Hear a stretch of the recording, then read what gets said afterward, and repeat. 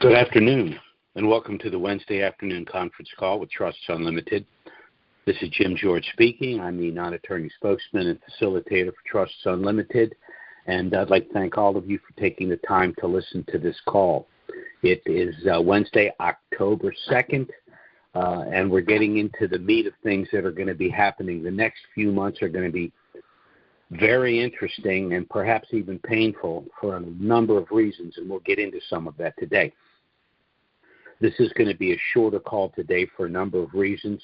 Those of you calling in for the first time, I would suggest after listening to this call, you go back and listen to our call of September 25th because it has a detailed explanation of the trust package, how it works, how it benefits you, what it costs, and how you can apply to establish this trust.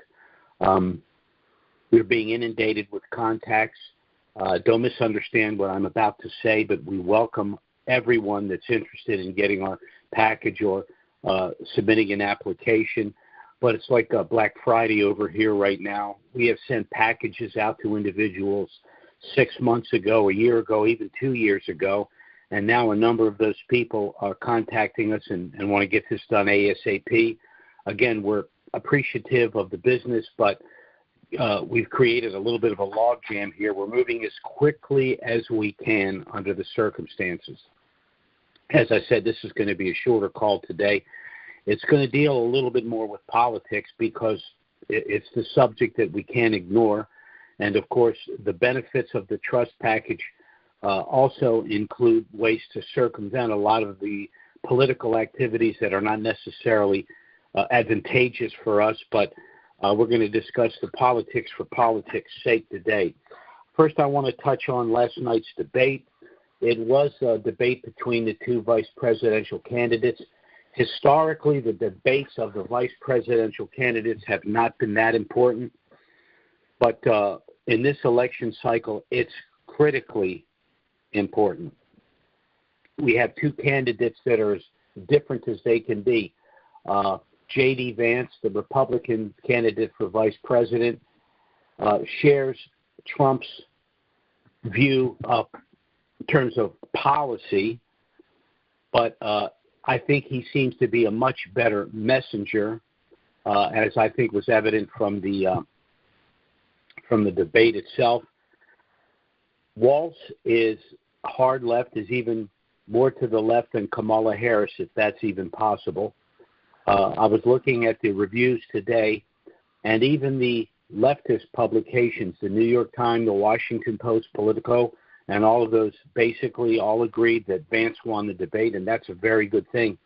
Now, this is just my opinion, but I think that Trump-Vance won the election last night at this debate because people came away with an understanding of who these two presidential/vice presidential candidates are, and I really do think that Vance closed the deal and he made the case.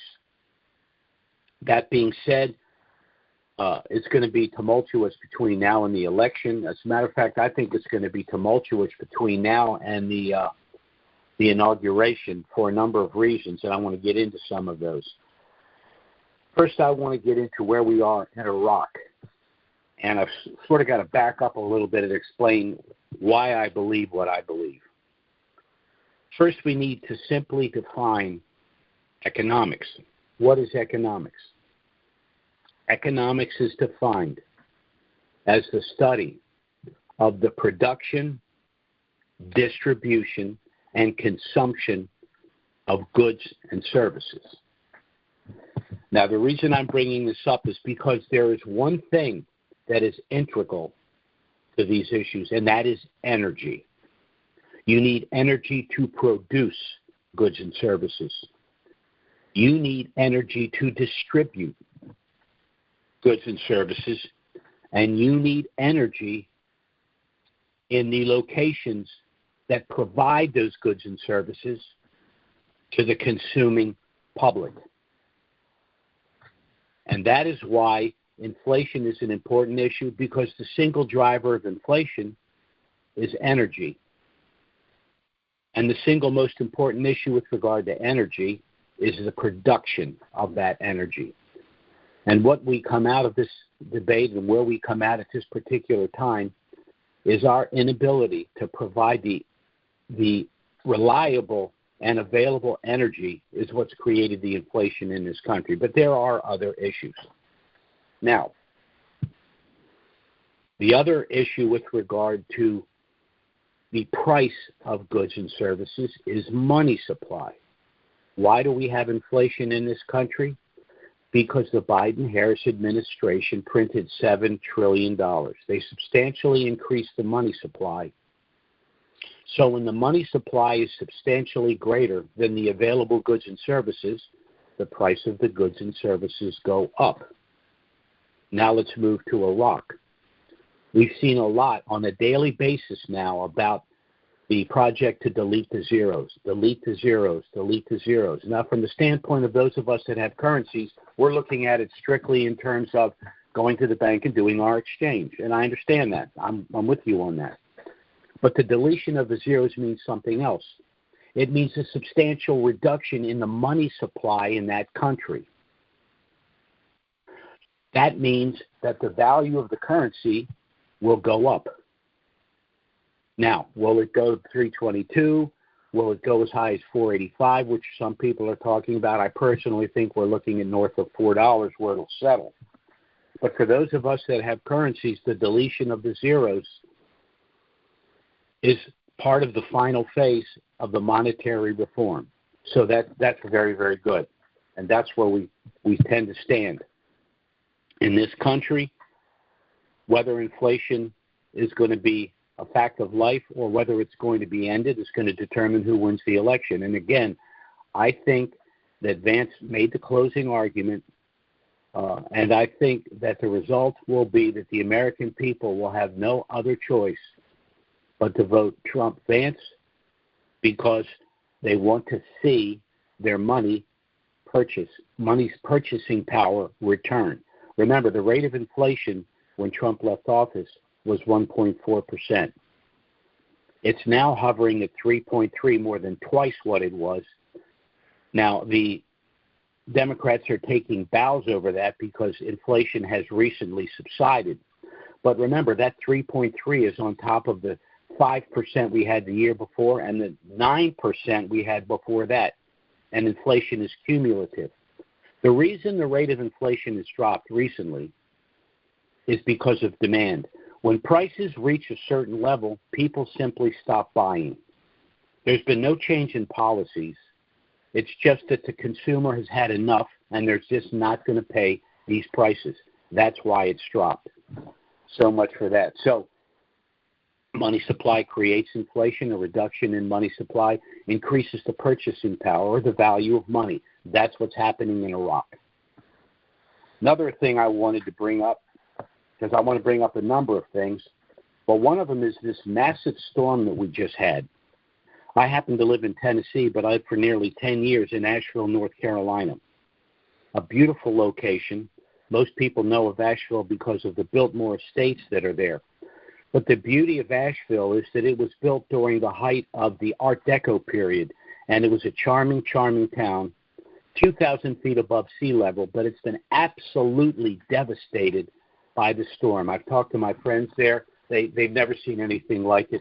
They think it's going to take years, assuming they ever can restore Asheville to what it once was. But something interesting about this storm, of course, the timing of the storm allows the left to start with the global warming, Green New Deal nonsense. But something else very interesting happened about this storm. One of the individuals that were tracking the storm said that the storm took a very, very unusual path. So unusual that he decided to see if he could figure out, well, how is this possible? Well, he stumbled across something. It seems that the storm tracked the location of lithium mines here in the United States in the South. Well, what are lithium mines for? The extraction of lithium. What's lithium used for? primarily batteries, like EVs, batteries that run cars. So now, with the loss of the production of lithium, where do we go to get that lithium? Or the batteries themselves? We get them from China that has the lithium. So it's just very, very peculiar, the timing of this. Then we have the war in the Middle East. Now, I said on other calls that Iran's desire to keep Iraq under their control is part of the reason for the war, because they do not want to see Iraq reinstitute their currency and consummate all of the international contracts to rebuild their infrastructure for the sale of their products and trade internationally. And where is Iraq? It's right between Israel and Iran. Another thing I noticed on the news, they kept saying that Iran fired 181 missiles into Israel. They kept saying it was 181 missiles, 181 missiles. So I thought, well, that's odd. Why do they keep telling us the amount of missiles? Well, it so happens that UN Resolution 181, enacted in 1949, created the dual states of Palestine and Israel. So, once again, there's just too much there to be just a coincidence. Then we have the Port Authority strike right now, affecting the supply of goods and services coming from the various ports. Now, this strike is in direct violation of the Taft-Hartley Act of 1947, because one of the prerequisites for honoring the Taft-Hartley Act is that the unions do not involve themselves in massive strikes during times of elections. So all of these things are going on right now, and it's very, very peculiar that they've all happened at the same time. I think between now and the election, the American people are going to be shocked to learn what's been going on in Washington, D.C. I'm from the D.C. area. I have a political background. I know a lot of these people. I know the Potomac two-step. I know how this works. This is a control issue. Is Washington, D.C. going to be leading us around by the nose, or are we going to return to a more federalist system of decentralization where the limitations rightly placed on Washington are going to be honored by the politicians in Washington? Now, how does this affect what we're doing here with Trusts Unlimited and those of us that have currencies? Well, we still have a Constitution, and we still have the Bill of Rights. And the Fourth Amendment of the Bill of Rights, our right to privacy, still exists.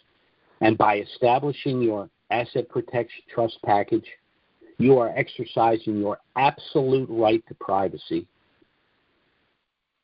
and all of the other benefits that the trust provides. The virtual inability of anyone to sue you unless you've truly committed some civil atrocity that you cannot be protected from.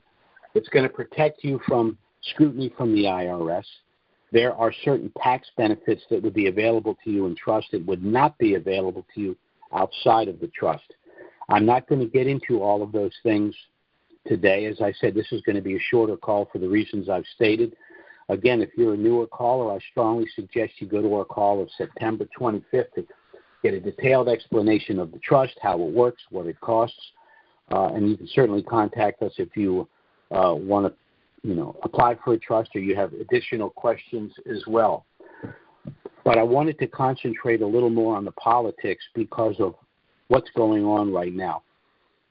I've been around a long time, and the convergence of things going on globally and domestically are something that I don't ever recall seeing.